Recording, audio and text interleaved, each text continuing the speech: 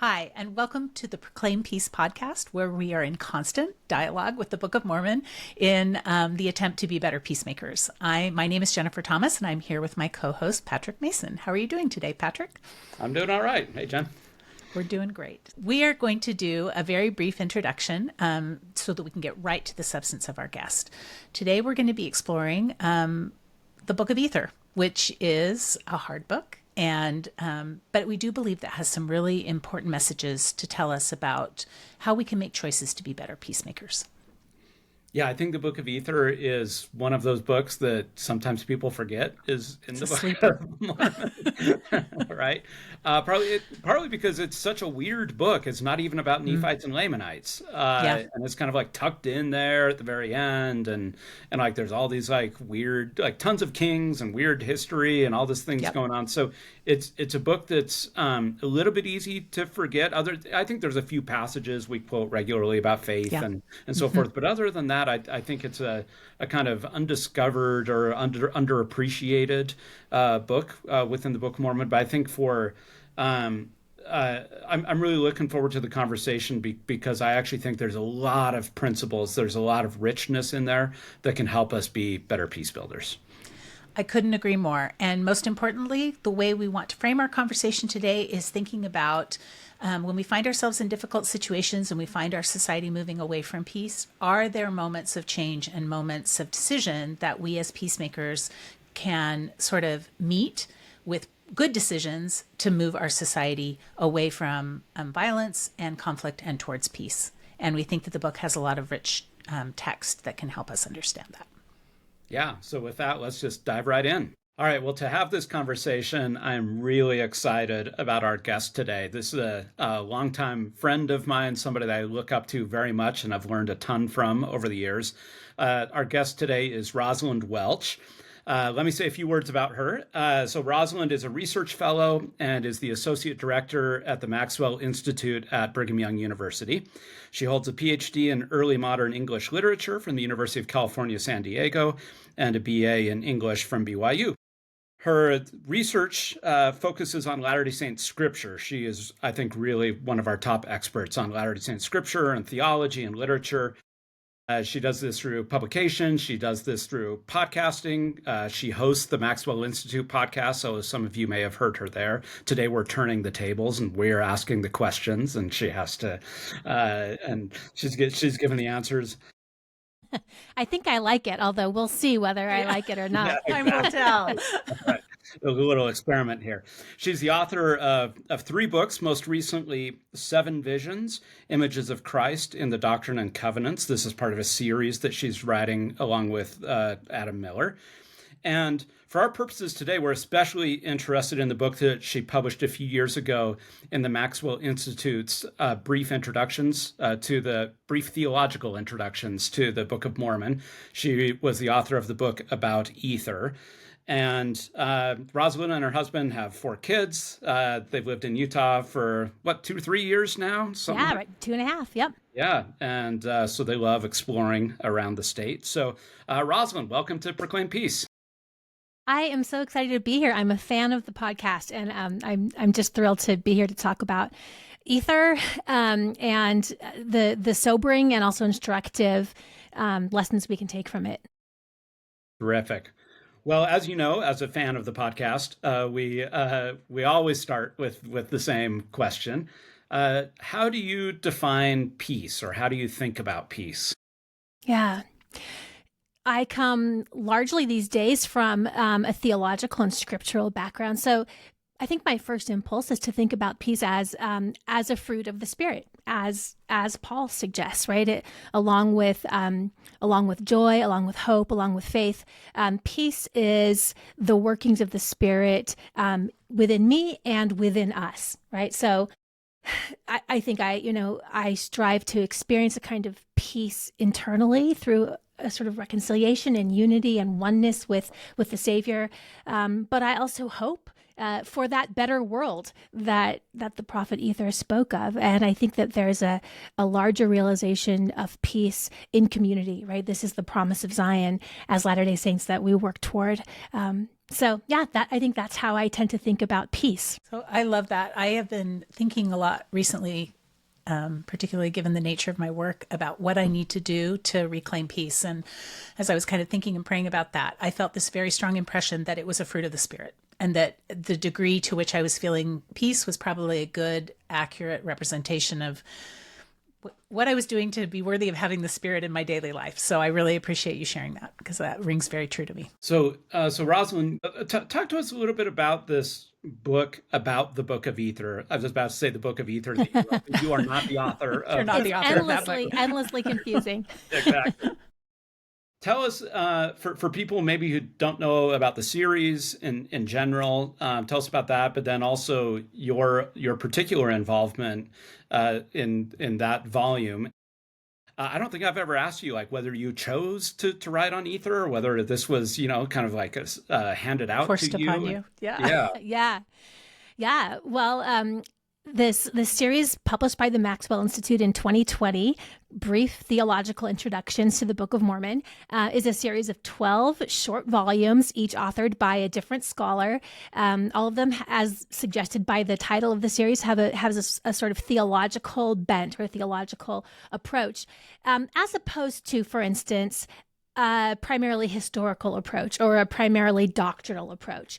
So the idea was that this would both introduce Latter-day Saints to a kind of theological way of reading our scripture, and would also model for them a multivocal approach, right? We wanted each of the volumes to sound a little different, to have a little bit of a different feel, though be formally cohesive, because that's like the Book of Mormon itself. Exactly. Like the Book of Mormon itself, like the New Testament, right? The idea that we have multiple witnesses and multiple understandings of Christ, and that scripture itself can give rise to multiple meanings. That was an important goal of the series. It was the brainchild of Spencer Fluman, and he quickly gathered around him a number of his brightest colleagues here at BYU. At the time, I lived in St. Louis. I wasn't yet employed by the Maxwell Institute. So I think I was probably in their second tier. I can reconstruct. I can't believe that. Well, only because, in answer to your question, when they came to me and invited me to contribute a volume to the series, I was all in. And by then, there were a number of books within the Book of Mormon left. I can't remember exactly what was on the list. There were a couple that had been claimed right away. But among these was the Book of Ether. And in all candor, at first I was a little put off by the Book of Ether. It is a heavy book. It's a difficult book to get through.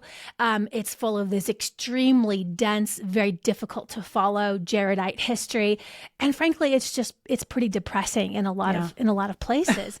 But I gave it a second look because so many of the people who I respect most were just obsessed with the Book of Ether. I'm thinking here of my friend Jenny Webb, who had written on it, our mutual friend Jared Hickman. They really saw something special and interesting happening in the Book of Ether. So that led me to give it a second look. And ultimately, I decided that was the one that I wanted to write on. Now, that being said, I don't consider myself an expert in the Book of Ether, particularly in the way that we're going to approach it today. I gave myself permission, since this was a brief theological introduction to the Book of Ether, I gave myself permission to focus really on those chapters that are most theological in character. So these are Ether chapters 2, 3, 4, and 5, and then 12 and 13. This is where Moroni shows up most emphatically, and so a lot of my book focused on Moroni's intentions and Moroni's theology versus actually kind of the history of the Jaredite people themselves. So what I'm saying, I guess, is don't test me on Jaredite history today, because I will fail that test. It's a very difficult book, and it's hard to follow kind of the annals of royal kingship through the Jaredites. Nevertheless, I think even without mastering the specifics of Jaredite history, I think it's really quite it's really quite easy. I think Moroni does a lot to make it easy for us just to clarify, the reason why I keep on mentioning Moroni is because Moroni was the translator and redactor, and really the person responsible for the final form of the Book of Ether as we have. Those who are familiar with the Book of Mormon will know that his father Mormon had tasked him with preparing this Jaredite text to append to his own record, Mormon's own record. And so that's why Moroni is really responsible for that. So Moroni has given us some really important pointers as modern readers to look for what is most important, and in particular, what are the lessons for us that we can glean from this difficult Jaredite history. So can I ask you to take one step back for our listeners, because I think it will be important for a lot of them. Can you help them understand just super briefly, because I think it is relevant to how we're reading the book today, what is the difference between a theological reading and a doctrine? Yeah. Okay. You didn't know, Jen, that you were just asking me to expand on my very favorite topic. So okay, keep it brief. That's right. Yeah. You can signal time out. When, I think it will be helpful I think we are asking people to read the Book of Mormon differently. And I think it's helpful to them to understand what that could potentially mean. And a lot of people probably conflate those two terms. Exactly. Like doctrine and theology. Yeah, absolutely. And to be clear, I'm using theological in a very particular sense, right? I recognize that there are many ways that word signifies, and other people may, understand theology in a different way. But for me in particular, I think as Latter-day Saints, sort of uniquely among our Christian brothers and sisters, maybe, we can draw a distinction between the doctrinal and the theological. So the doctrinal is what is held to be true by the institution, right? It is maybe something like dogma might be a way that a Catholic might express this. It's the propositions and the set of beliefs that are true for the institutional church. For us as Latter-day Saints, that's a tricky category because we believe in continuing revelation. So that set of propositions our doctrine can and does change over time. And should. Yeah. That's something beautiful in my view, right? And special about our tradition. But for us, what is doctrinal is determined by the leaders of the church, by the prophet foremost and his counselors and the 12 apostles. They are tasked with the authority to declare what is doctrinal, what is binding for Latter-day Saints. They do that primarily through inspiration, right? Through revelation of the Spirit. Of course, they are informed by Scripture. They know the Scriptures well. They consult them. They strive to be in harmony with the Scriptures. But ultimately, they declare doctrine under inspiration by the Spirit.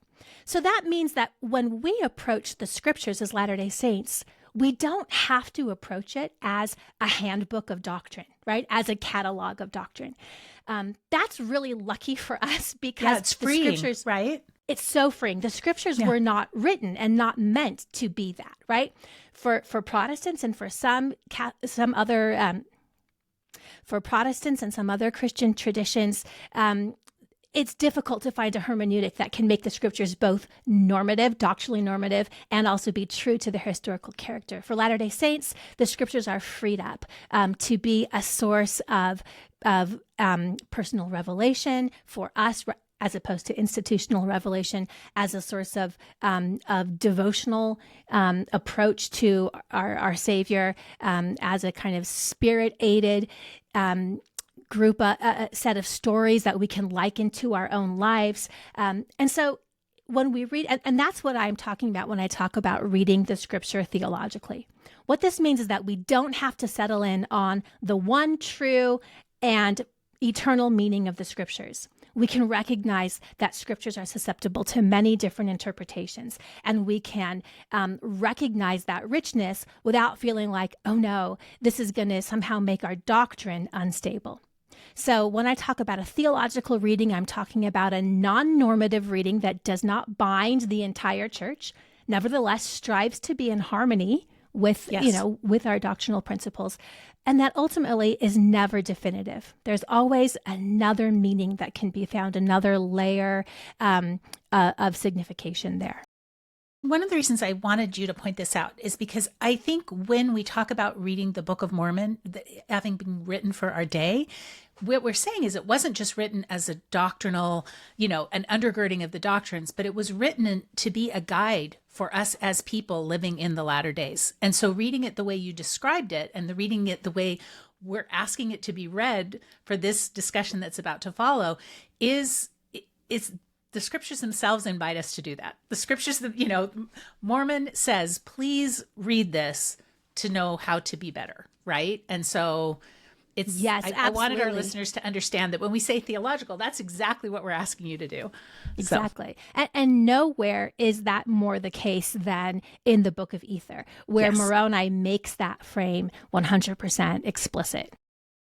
Yeah, he does not urge us to follow in the admonition of the Jaredites. Quite the opposite, right? I mean, this is a record that actually they didn't share with all of the Nephites for a long time, right? Because they did, because it is a hard record, because it is tough. It does contain much evil in it, but I think Moroni is sharing this with us, this history of there are some high points, obviously, actually some very, very high points in the Jaredite history, but there are some real low points as well. And so I think Moroni even, says this is a record that maybe we should handle, with some care, with some delicacy, but there are real lessons to be learned here. So kind of the way that we thought about... Specifically, I would assume lessons for us, right? Well, because he's not writing it for his fellow Nephites, there aren't anymore, and so he very much has a future audience in mind as he's putting this record together. So the way we thought about organizing this discussion is to think about the number of sort of bad decisions that the Jaredites made.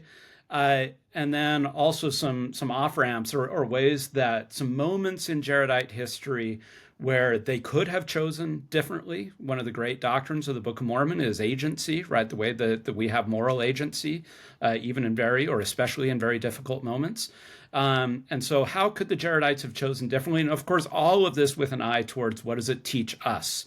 Not always claiming that there's a one-to-one correlation between their experience and our experience, but obviously there are principles and there are lessons and there are things that we can extract and that we can apply especially under the inspiration of the Spirit. So Rosalynde, where do you want to start as we talk about this Jaredite history? Yeah. Well, I really appreciate the way you've set this up. And just to follow on a bit from what we've just been talking about, Moroni comes to this record of this ancient indigenous people, right? The Jaredites were the indigenous people in relation to his own people, the Nephites. And so I think he wrestles a little bit with how to make sense of it and why it should even be included in the Book of Mormon. And I think he finally lands on something that I call the chosen land thesis, his chosen land thesis. And I think what this is for Moroni is the idea that the Jaredite civilization, Nephite and Lamanite civilization, and then modern day Gentile readers. That is, modern day readers who are largely from kind of Western culture in whatever way, that they share something essential in common. So he takes these three historical points of reference and looks for any way that he can to bring them into relation with each other. Primarily, of course, is their geographical coincidence here in this chosen land. The Book of Mormon's theology is unique. There's not a chosen people in the Book of Mormon as there is in the Old Testament, right? Instead, there's a chosen land. There's something about this land in the New World that is special and holds a special role in salvation history. And so the people that are brought to this land then are under a special obligation. That obligation is to serve the Lord.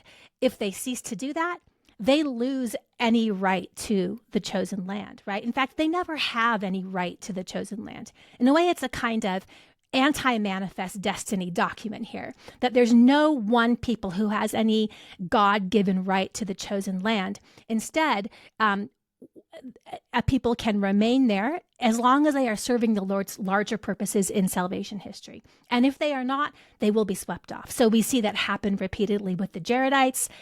Mormon has just narrated what happened to the Nephites. And then the implication, of course, for modern day readers is, what will happen with you? Whither Gentile civilization, right? This is a great unanswered question in the Book of Mormon. What will happen? Will modern peoples read the Book of Mormon, hear the message, learn from the experience of Jaredites and Nephites, or will they too follow in the footsteps of those lost people? So, geographical location, the visitation of Christ, right? This is a really important point of commonality, that the Jaredites, the brother of Jared, Christ came to them. Of course, he came to the Nephites at the temple in Bountiful, and the Gentiles await the coming of Christ in the second coming. The importance of records, right? In salvation history, the writing of these sacred records, and crucially, the exchanging of sacred records plays a really important role in the way that God does his work in the world, because we can learn from each other, right? Oh, I love Precisely, that. so we can learn from each other. Yeah. So that's a very important point of connection. And then finally, of course, the harder parts, right? The decline of Jaredite and Nephite civilizations. Mormon and Moroni see them happening according to the same historical mechanisms. That is, secret combinations and cyclical violence that escalates and finally leads to an irreversible decline and destruction. And the clear implication is, this may happen to you, modern readers, as well, right? So precisely as you've set up this conversation, it's to us to look for the off-ramps, not to be over dramatic, but it may well be a matter of an existential matter for kind of Western civilization as we understand it, right? And so it really matters. Moroni calls on us as modern readers in chapter 8 to wake up, right? He's like, awake, take a look around, see what's happening, and be persuaded. Be persuaded by this book, by the book of Ether, that you need to repent, right? And then finally come to what he calls the fountain of righteousness. We recognize that to be Christ. So he has an urgent clarion call to us modern readers, and you have set us up to read it in precisely the way that Moroni would want us to, looking for lessons, looking for off-ramps, looking for ways to exercise our agency individually and collectively, and take a different route than the Jaredites did. I like that framing. It reminds me of Martin Luther King oftentimes talked about, he was talking in that with the advent of the nuclear age and everything, but he said, for us, it's a choice now of nonviolence or non-existence. And I think we can use that framing here. I mean, that was quite literally true for the Jaredites, for the Nephites, and Moroni is trying to tell us it's true for us. So, like, it's the way of Jesus or, no way, right?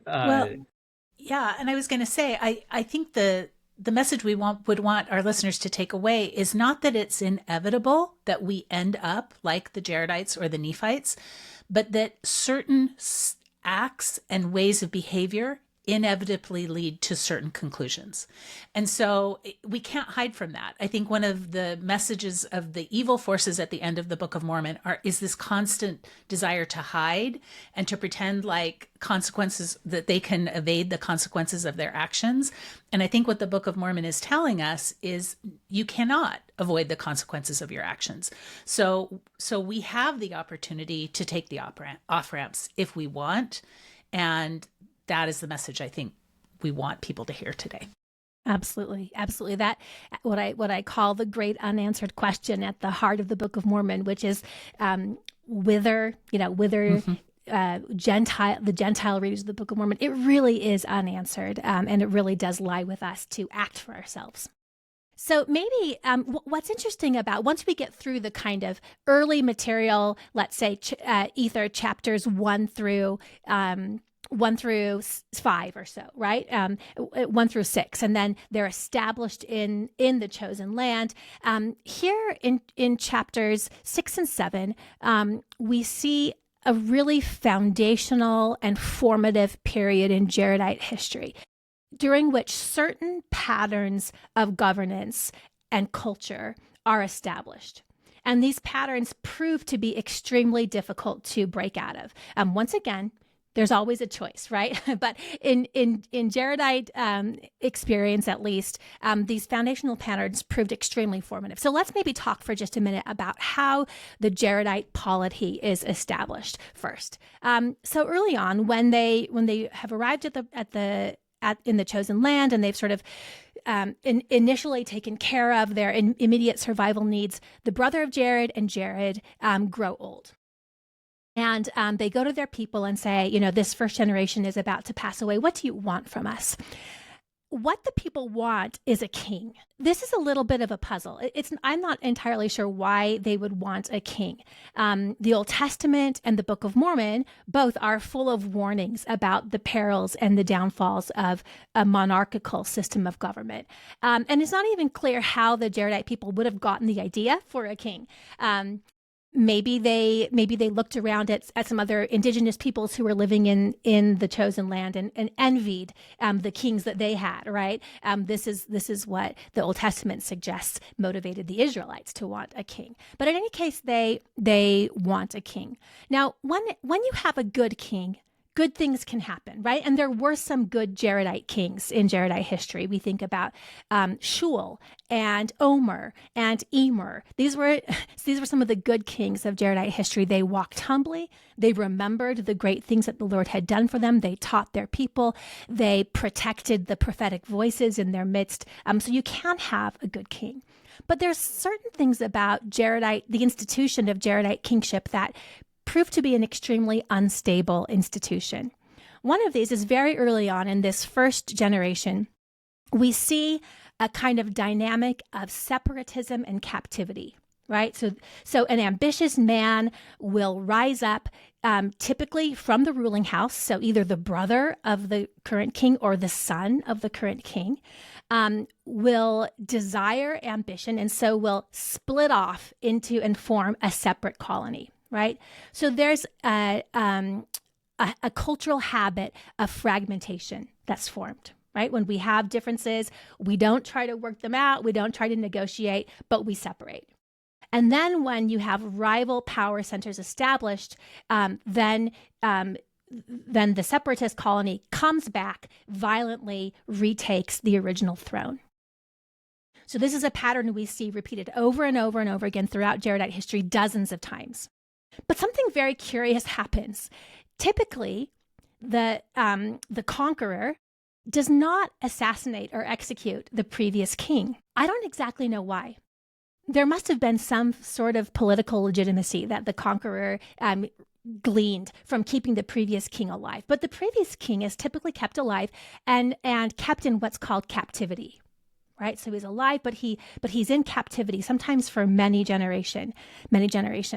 And so this creates, again, this instability, because there's always another rival power center that can be mobilized by ambitious men to retake power from the sort of center of power there. What this says to me is that the Jaredites did not have a well-codified system of law. I actually did a search in the Book of Ether to see when the word law comes up. It only comes up once, right? And that's when one of the kings makes a law to protect the prophets. But other than that, they don't seem to have a system of law. And this really differentiates them from the Nephites, of course, who under King Mosiah had an extremely codified system of law that, with more and less success, kind of governed and regularized the degree to which it was honored. Right? Yeah. Exactly. Yeah. But the Jaredites appear not even to have in name a system of law that they can turn to. So instead, it just kind of becomes personal authority and a contest of great men and charismatic men and powerful men and violent men, rule by personality rather than rule by principle. And what this means is that there's really no normalized or regular way to transfer power in the Jaredite monarchy, it appears. It kind of happens personally, it happens idiosyncratically, and there is no way to assure legitimacy among the people. So every king is vulnerable. because he cannot claim any the legitimacy of law for his rule. And the people just seem to gradually accept these destabilizing patterns as time goes on, even though, you would think that they could look around and see the bad fruits that it's bearing in their society. It becomes normal to them, right? It becomes normalized, and it just seems like the way things happen, and they don't seem to be able to imagine any other way. So these are some of the interesting and idiosyncratic features of the Jaredite polity that I think contribute to the great the violence and the instability that marks its history. It's interesting to think about here, is this an off-ramp? If they had chosen a different governance system, right? It's in this founding moment when the Jaredite king monarchy is established. It's a moment much like the end of the book of Mosiah in Nephite history, where all of the sons of the brother of Jared actually reject and will not accept the kingship, and so do all of the sons of Jared, except for one, faithfully. And it reminds us of the moment in Nephite history where the sons of Mosiah would not accept the kingship wisely, right? And so at that point in time, the Nephites made a turn. They turned to a different form of governance, a governance by judges. In some ways, we don't totally understand how, but the voice of the people had a role in selecting these judges, and they were governed by law. And however, that was a turn, a political turn in the Nephites. In the end, neither system of government was able to save their people, right? So I don't know that it's a slam dunk, or I don't know that Moroni wants us to think it's a slam dunk, that had they chosen a different system of government, they would have avoided the violence that plagued their society. I think instead, the message is any system of government can be hijacked for evil purposes, right? If the governed people as a body reject God, right, and reject the principles of righteousness. I think that's the political theology here, but I don't know. I could be wrong. What do you think, Patrick and Jen? So I completely agree with the premise of your argument that there is no political system that is foolproof, right? Because you have to have people of integrity at their heart. But I do think that there are some that are more productive of stability and long periods of peace than others. And I think one of the things that's interesting is that we do have records of that, of ways the Nephites were productively dealt with their enemies, the way they resolved political conflicts. We've got lots of examples of when they didn't. But I think it's helpful to note that is there. Right? Yeah. That there are some systems that while not perfect, are more productive of peace.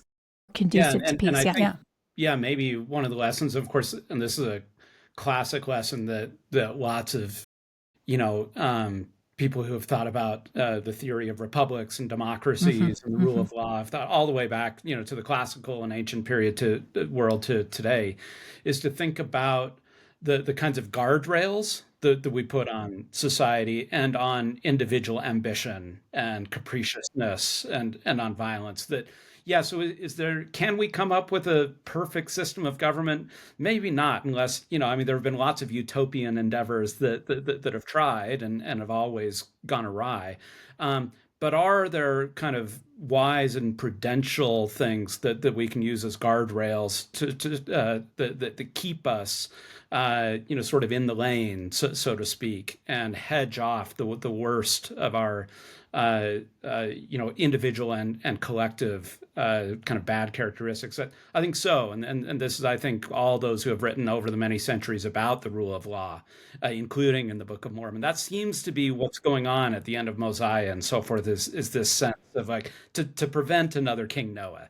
Or what Yes. could we imagine a way in the Jaredite record to prevent some of the excesses and abuses of these wicked kings? So maybe that's the way to think about it rather than in utopian terms. And I think it's clear that they didn't have a lot of guardrails. Like you talked about, the guardrails were just sort of whether the kings observed them or not. Yeah.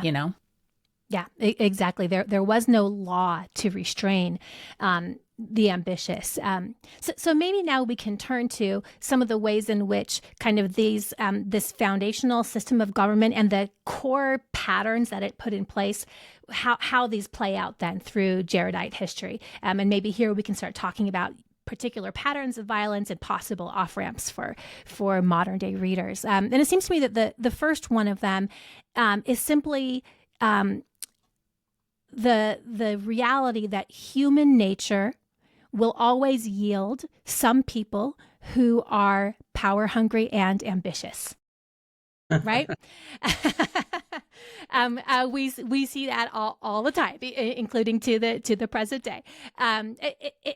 In the Jaredite case, it takes this very particular form, which is fraternal conflict, right? This, of course, was at the foundation of Nephite culture as well, with the Nephites and the Lamanites. It plays out a little differently. The Nephites and the Lamanites seem to separate into different ethnic nations, right? They viewed each other as really very different peoples, even if united ancestrally. That never seems to happen among the Jaredites. They don't seem to separate into two separate ethnic groups.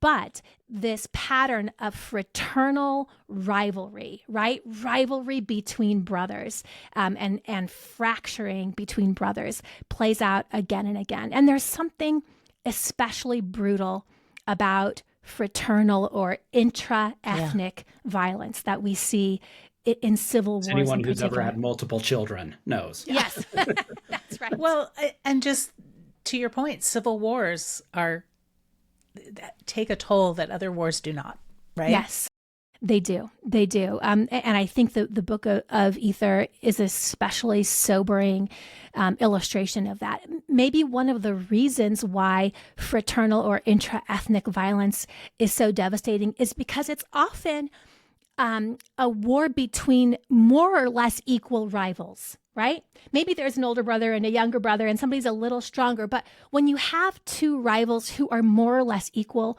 what that means is that there can be no final resolution and that it is protracted and that you stay locked in this war of diminishing returns because there's no clear winner. This continues all the way through Jaredite history to the very last chapter, right?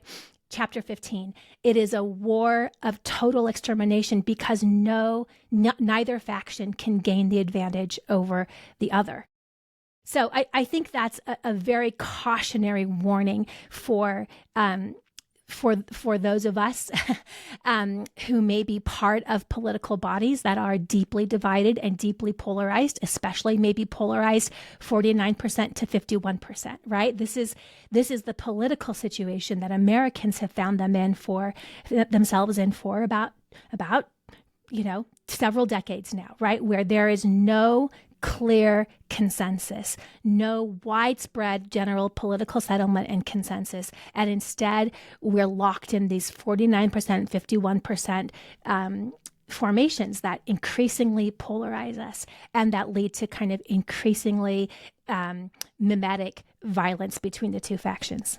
And both, because it is a civil, sort of a fraternal conflict, both are using the same justifications for power. Like they're using this. So it's really hard to have conversations because both say they are defending the Constitution. Both say that they, both give their reason for being. They're the same reasons. And it also, I would agree, makes them particularly vicious towards one another because the only way then you can differentiate, if it's a fraternal conflict, the only way you can sort of differentiate is by dehumanizing the other side and saying that they don't have a legitimate reason to exist. They don't have a legitimate, it escalates quite quickly, right? You try to lock them out of power. And I always tell this to my kids who are young and in their late teens and early 20s, that there really was a time when winning an election, all that meant in America was that you had the right to set the agenda. It didn't mean that you had the right to control everyone or control all the outcomes. And that's a really different political conversation. When you say, oh, I won the House or I won the Senate, that just means I have the right to set the agenda and to try to bring people on to compromise around that agenda. It doesn't mean that I have the right to force my will on other people. Yes, 100%. And one asks, you have to ask yourself, what would have happened if somehow in Jaredite society there had been other means for ambitious men and women to exercise their gifts and talents, yes. right? I like human beings, and I think our ambition and our big dreams are a good thing, right? I don't want to quash that. I don't want us to become a bunch of sheep, right? But we need channels where ambitious individuals can pursue excellence, can pursue, authority and power, but in ways that are productive. That means in part, and constructive. Yeah. That means in part, the losers in a political contest need to see a way forward, right? They need to see a way to be able to continue to participate in the political project. And if we deny them that, we are guaranteeing that the polarization will continue. Right? Because otherwise they're just chasing the same prize. Exactly. Yes. There's only one prize. And I will say that is also one of the things that traditionally has made America so healthy is a rich civic sphere, a rich civil space in which there were all sorts of vehicles for people to pursue ambition and influence, say it was through higher education and a higher education system, or through politics, or through economic means. There are lots of different ways that you could contribute, and those were all seen as parts of the common good. And as we tear down civil space and tear down the spaces in which people can rise to authority and exercise independence, that is actually brings us more and more into conflict, because there's only one place that holds power, and that's politics. And that's deeply problematic. Yeah, very much so. And there, in particular, there's a kind of gendered case study here in the Book of Ether, right, with the daughter of Jared. So she's this, as readers may know, she's the. There's a very complex story of intrigue, but she is an important player right at the first emergence of secret combinations and conspiracies among the Jaredites. And so in a story that's reminiscent of the daughter of Herodias dancing before Herod in order to get John the Baptist executed. In a similar way, the daughter of Jared dances before a friend of the king to try to seduce him in order to motivate this friend of the king to assassinate the king, right?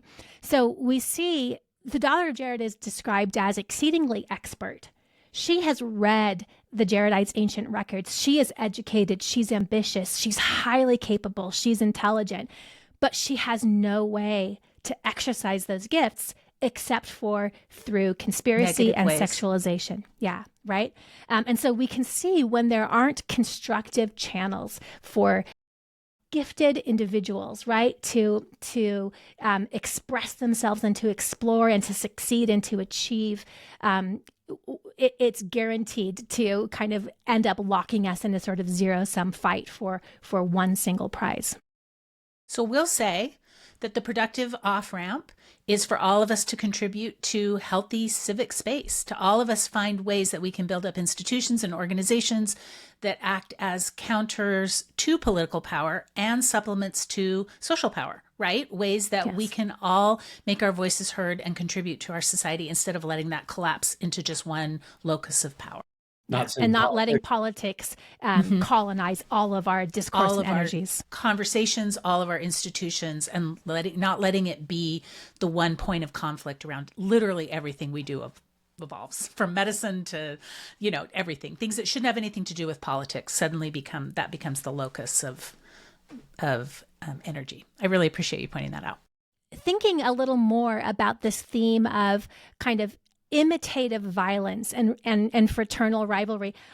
Some listeners may recognize that I'm being guided here by the work of a philosopher named René Girard, who has thought a lot about fraternal rivalries, mimetic desire. What that means is that mostly what we want it because somebody else wants it, right? And talking about our children, Patrick, we've seen this play out among our children millions of times, right? Somebody's got a toy. The other kid wants it, not because he or she really wants it, but just because their sibling has it, right? And that generates... nobody wanted the toy until somebody picked it up. Now everybody wants it, right? Now everybody wants it, right? So Girard has a set of very powerful kind of ideas about how mimetic desire and imitative violence, escalating violence, can develop among a people. When one faction uses violence to gain power, then the other faction adopts the same methods, right? Equal and opposite, plus, but not equal. Opposite and a little more, right? You have to always escalate a little. And a little more. So escalating cycle. Because you don't Savior. want to show weakness or you don't want to lose, right? Well, you want to Exactly. win, right? Yep. And if power is concentrating, then it Yes. starts to be a zero-sum game, right? Exactly. And so it's this kind of you start the escalating process, and it's very difficult to figure out how to get off of it. For me, the sword, especially the steel sword, kind of functions as a very sobering symbol of this dynamic in the Book of Mormon, both in Nephite experience and in Jaredite experience. You may remember in 2 Nephi 5, one of the saddest and most tragic chapters in the whole Book of Mormon. Nephi has sort of been pressured, it seems, by his people to become a king, right? He also didn't really want this, but again, the people seem to have demanded it. The sort of rivalrous violence with the Lamanites is escalating, and so Nephi makes copies of the sword of Laban, right? The sword of Laban kind of it's this very equivocal symbol from the very beginning, right? From First Nephi, but in a way, you can see how it might have been used to kind of represent their stewardship of the covenant, right? Their stewardship of the sacred records. But it also has this other meaning of violence and bloodshed. And Nephi replicates the pattern of the steel sword of Laban to create swords for his people. And this is kind of the inauguration of entrenched national warfare between Nephites and Lamanites. And it is horrible to see. And in a very similar moment, in Ether 7, we see Shul, who is in many ways a good king, right?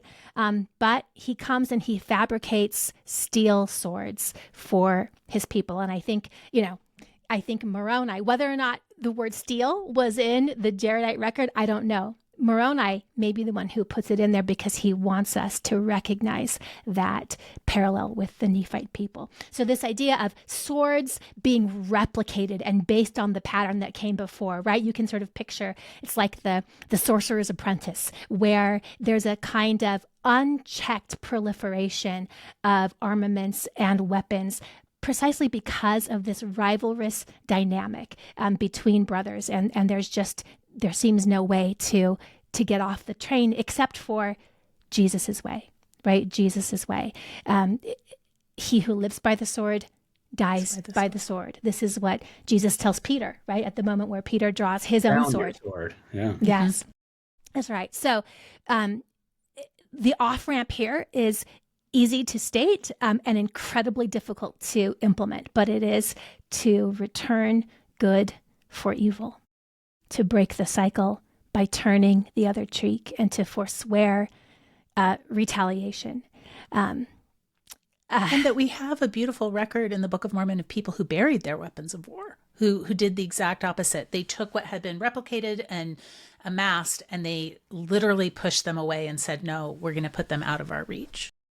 And even if that's too hard to imagine in a contemporary politics, I think part of the warning here, at the very least, maybe a terrestrial level, is beware those who want to multiply weapons. Beware those whose solution to the problem of it's always more weapons of conflict is more weapons that I can use against my enemies. Maybe verbal weapons, maybe political weapons, maybe actual weapons of violence. But if that's your solution, is more weapons, then that's maybe something to think about. Yeah. There's an interesting variation on this thesis of he who lives by the sword dies by the sword. And that is, he who lives for wealth dies for wealth. Right? Mm-hmm. The Jaredites are not quite as caught up in the cycle of kind of the pride cycle as we understand it, right? But it is still there. At least Moroni doesn't choose to foreground it to the extent that Mormon did. Nevertheless, it is still there. And there's this very interesting moment where there's a character named Shez, and he's kind of a minor character. He just shows up for a moment, but he is a prince. He's the son of a king, and he's murdered. But he, surprisingly, is not murdered in order to take political power. He is murdered by a robber for his wealth, right? So Shez and Heth lived during a time, one of these periodic times of great material prosperity, and he was rich, right? And he was murdered for his wealth. So I think that's a kind of interesting variation that where your treasure is, there shall your heart be also. And this idea of wealth inequality and resource competition does show up in an interesting way in the king Riplikish, who in many ways parallels King Noah from the book of Mosiah, right? He's a very Noah-like character. He imposes this extremely oppressive regime of extraction from his people. He keeps wives and concubines. He embarks on this program of conspicuous consumption by building extremely opulent palaces. And in the case of the Jaredite Riplikish, this actually sparks a popular revolt, right? The people revolt against him, revolt against the economic inequality and their resentments of his, conspicuous wealth. And so this relates to another question I think that's very pertinent to us, which is, how should a society relate to its own wealth? It's tricky. We want human beings to flourish, and a certain degree of material prosperity is necessary for that, right?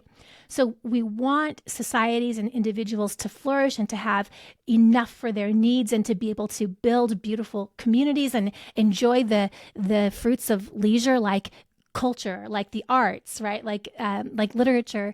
But how do we relate to our wealth? Is it our goal, or is it just a consequence of pursuing practices of human flourishing? And I think that makes a difference. If our society exists for the purpose of amassing wealth solely, I think the Book of Mormon says that's not going to end well. That is what is going to get us locked in this pride cycle, right?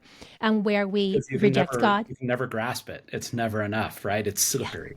Yeah. It's slippery, exactly. Well, yeah. And I also think that it can, if wealth is what you value, if wealth is at the center point of your life and your heart, then you will act in ways to defend that are sometimes indefensible. And so I think that's one of the questions that the off-ramps is not, is it a problem to have wealth, or is it a problem to, have luxury and have the things that you would do that, like you said, allow you to live this robust, healthy, rich life. But the question is, who would you hurt to maintain it? And what laws would you allow to be broken in order for you to have more of it or to retain it? Those are, I think, questions we have to ask ourselves. Because if wealth is at your heart, then you will let a lot of things happen that you wouldn't otherwise let happen simply because you want to retain it. I think this is where our teachings on consecration are so powerful. And although that word consecration never appears in the Book of Ether, I think really what it describes, sort of in the negative, right, by showing us what not to do. But I think it describes something like a system of consecration where we are the stewards over many good and beautiful things, right? Over all the good things that the earth can give us and all the good things that we together as a people can create.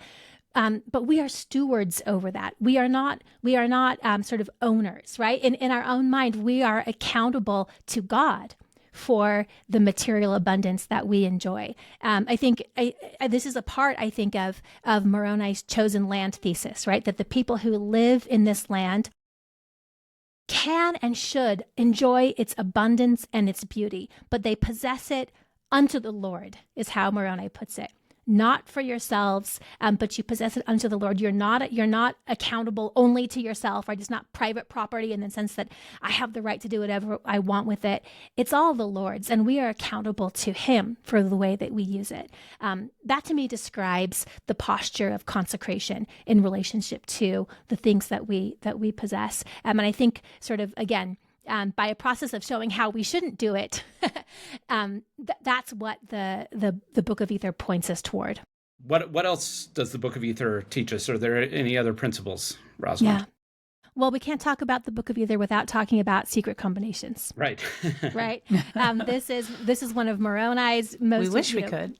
I know, right? This is one of Moroni's main points, and he sees it as one of the major dangers for his modern readers, right? He takes, on several occasions, he takes great pains to point this out. Root out secret combinations if you see them growing among you. And a secret combination isn't just a conspiracy, but I think in particular it's a conspiracy based on the doctrine of Cain, right? That I can murder and get gain. That human lives can be commodified and can be kind of horribly transfigured into wealth. Expendable for my gain. Yes, very much so. So we have to be on our guard to see those, to root it out, especially in our own hearts, right? Especially in our own hearts. I think we learn that from the Nephite experience. If we get too obsessed with pointing out in our enemies, we turn a blind eye. For the Nephites, they thought the problem was out there. Guess what? The secret combinations were in the heart of their own government. And so we need to turn inward to look for the ways that the doctrine of Cain might be taking root in ourselves. It's not only the danger of conspiracies, but I think also the dangers of conspiratorial thinking. Right, we see in the character of Achish, he is the one who initiates the original secret combination, and in the end, he's destroyed because he suspects his own son will turn on him. So he who lives by conspiracy will oftentimes die by conspiracy, right? Conspiratorial thinking. Yeah. Well, and I think part of the off-ramp of that is to live transparently and live hopefully, right? If you continue, even if conspiracies are happening or secret combinations are happening, to choose to live in a way that doesn't mimic that and is open-hearted and open-handed is a way that we as individuals can push our society in a very different direction. Instead of just mimicking it, instead of just saying, oh, I got to get mine and getting, part of the arms race. I've got to keep my secrets because people are keeping theirs. I've got to use my power. The off-ramp to me is to behave in a radically different direction. Yeah. Yeah. Go ahead, Patrick. I was going to say, and I think foundationally that there is nothing more sacred or more valuable than other human beings. Not political power, not economic power, not anything else. That we cannot sacrifice our brothers and sisters on the altar of gain, whatever that looks like. I think, Jen, to your point, this was the message of the prophet Ether. This book is named after Ether. He doesn't get to say very much in his own book. We mostly hear Moroni's prophetic voice. But at the very beginning of chapter 12 and then in chapter 13, we get to hear Ether's prophetic message. And it is precisely that. It is a message about a better world. This is the New Jerusalem that in chapter 13 we see him prophesy about. And why was his message rejected? It was because the people couldn't believe what they couldn't see. They didn't believe that a better way of life was possible. They had lived with these entrenched patterns that we've been discussing for generations, for centuries, and they just didn't believe that there was a better way to live. But Ether came among them. Ether really is a hero. How he was able to maintain his faith, his hope, right? His yearning for the New Jerusalem, even in the midst of what he was seeing around him. But he offered them this vision. There is a better way. What would have happened? What would have happened if the Jaredites could have believed him, right? What if they could have overcome their fatalism and their pessimism, their cynicism that said violence is inevitable. We're locked in this escalating cycle. We'll never get out of it. What if they believed Ether? What if they believed Jesus? Right? What if they believed that you could turn the other cheek? So there is a message of hope and optimism at the heart of the Book of Ether, despite its very sobering content as well. Oh, go ahead, Patrick, please. Okay, I was just going to say, one of my favorite books about peace building is by one of my former professors, John Paul Lederach, who is a great peace builder, and it's called The Moral Imagination. And he talks about this really, the subtitle is The Art and Soul of Building Peace. But I think really it's the moral imagination is at the heart of peace building. It is this hope, this faith that a better world is possible, and also the creativity to bring it about.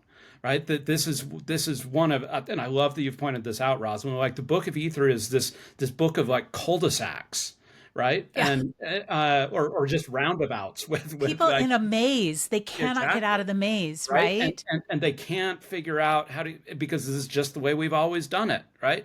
And peace required, because human beings have been in negative patterns often for much of our history, most of our history. The challenge of peace is the creativity, the innovation, right? Even the entrepreneurial spirit of finding a new way to do things, of not just being stuck in the same old patterns. So, but that requires moral imagination. And I love that you call that out at the heart of the Prophet Ether's work. Well, and this is exactly what I wanted to say. I think sometimes as human beings, we are trapped, just like you said, Rosalynde. We can't, no one has shown us a better way, and so we can't conceptualize it. But I would think that I would just like to argue that this is exactly what discipleship and exactly what the fruits of the Spirit can do for us. I love that you start the conversation with this, and I'd like to end it with that, because I really do believe that we don't have to be completely dependent on our society and the people around us to teach us that. If we are truly willing to have disciple hearts, to turn to Christ, to say, I am going to trust you, even though I'm not seeing any evidence in my peer group that the way you have promised will work. I'm going to trust you that it will, and I'm going to ask the Spirit to teach me the way that I can make changes and decisions that will sort of enlighten my mind. And I think history is full of, just like you said, Patrick, these visionary peacemakers were able, I really do believe, by divine inspiration, to be able to see something and lead other people towards something that the world around them couldn't conceptualize, because they were looking to a higher divine light to get them there. And so to me, there are two off-ramps here. One off-ramp for a society that's struggling with this, or certainly to look around in your society and say, we are lucky in our own society to have plenty of historical examples of people who have taken good off-ramps. But if you feel like you're just in a quagmire and you can't figure that out, turn to inspiration and pray. Like, what is my role here? How am I to act differently, and help me to see something beyond myself so that I have the courage to act? Great. That's beautiful. Did you have one last principle you wanted to get to, Rosalynde? Do we have time, or do we need to? Let's do it. Let's do it. Okay. All right. I so appreciate both of those comments about the moral imagination and the role of creativity in peace building and peacemaking. And I think that would point me towards my last point. And that is precisely the role of stories, of folklore, of representation, of these deep cultural stories in shaping how we act and how we behave. I think there's good evidence to believe that, for instance, the daughter of Jared, when she dances before the assassin, she's acting out a deeply negative but a deeply ingrained cultural story, right, about female power and sexuality. Over and over again, we see how kind of the foundational narratives of that first generation of Jaredite kings get replayed over and over and over again. So we are all creatures of story. We look towards representations around us to understand how we are and to pattern our behaviors, but we don't have to be. And we can change our stories. In a way, Jesus Christ was the prime example of somebody who came and who changed the story, who revised the story, and who showed us with great moral creativity with the parables, right? Is there ever a greater example of moral imagination, who gave us a new set of stories to pattern who we are and how we behave? So I would just call on all the amazing storytellers out there to turn your mind towards the stories of peace. Now, it's tricky, right? It can't be didactic. It can't be simplistic. It has to be real, and it has to respond realistically to human nature and to the complexities of life. So it's really hard to do that kind of deep moral storytelling.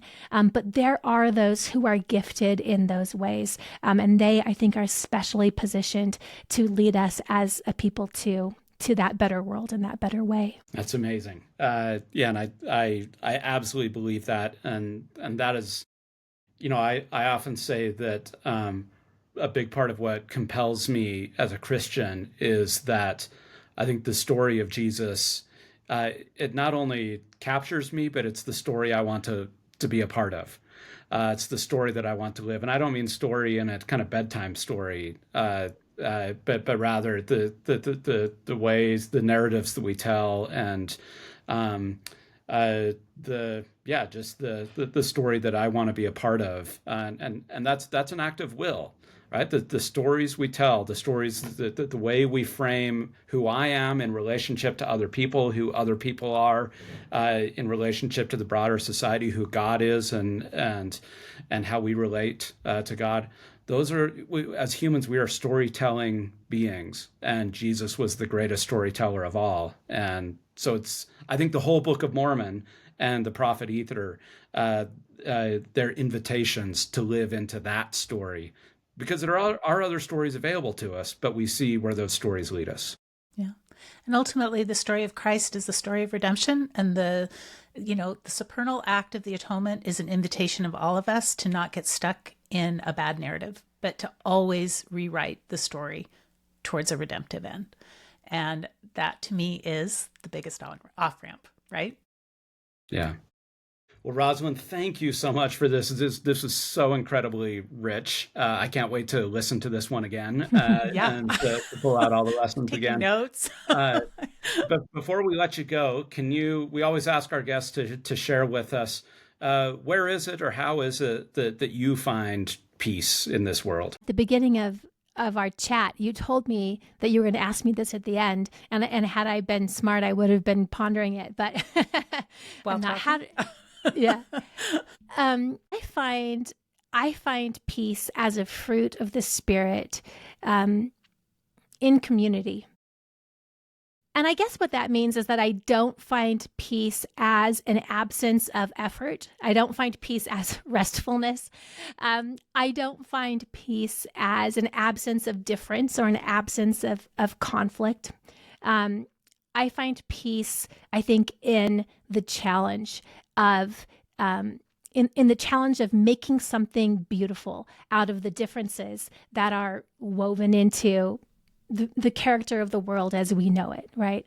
For me, I think that is what peace is, not an elimination of friction, but a way of drawing it into a larger and beautiful whole. So that's how I find peace in community with my family, with my saints, with my neighbors, with the plants and animals that also populate this world of ours. It's being together that brings me peace. Well, thank you so much for joining us. It was just a delight to have you.